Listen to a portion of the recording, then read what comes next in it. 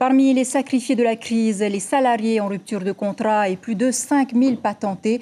Yannick Taputu en fait partie. Patron d'un club de kitesurf depuis 4 ans maintenant, il a investi près de 9 millions cette année pour développer aussi une activité de jet ski. Sa chance est que la majeure partie de sa clientèle est locale et il espère que son dossier de subvention qui devait être examiné par le pays sera accepté malgré le ralentissement de l'activité de la DGAE. Thierry Stamfleur, Mirko Van Foo. Un vent de 18 nœuds, une mer et des conditions parfaites pour une sortie en kitesurf. Mais hélas, la plage de Itimahana est vide et les forces de l'ordre y veillent.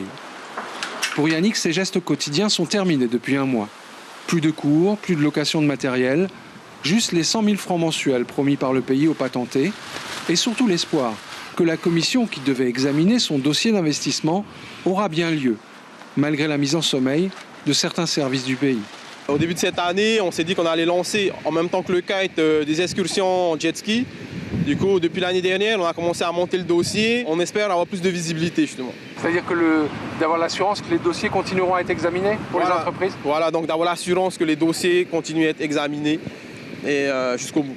Et vous attendez combien là ? Voilà, donc c'est pas une aide négligeable. On attend l'aide des GAE est à hauteur de 2 millions. Donc sur tout l'investissement qu'on a fait. Et vous n'avez aucune nouvelle ? Pas de nouvelles pour le moment. Pour Yannick, une seule consolation. 80% de sa clientèle est locale. Son chiffre d'affaires va donc baisser avec l'absence de touristes. Mais il a une bonne chance de pouvoir reprendre assez vite ses activités qui lui ont permis de développer son entreprise depuis 2016. Ça me permet de vivre, de faire vivre deux de mes employés. Et oui, les conditions chez nous sont parfaites. Il y a du vent toute l'année, du soleil. Et voilà, c'est un métier qui me plaît beaucoup et c'est assez rentable.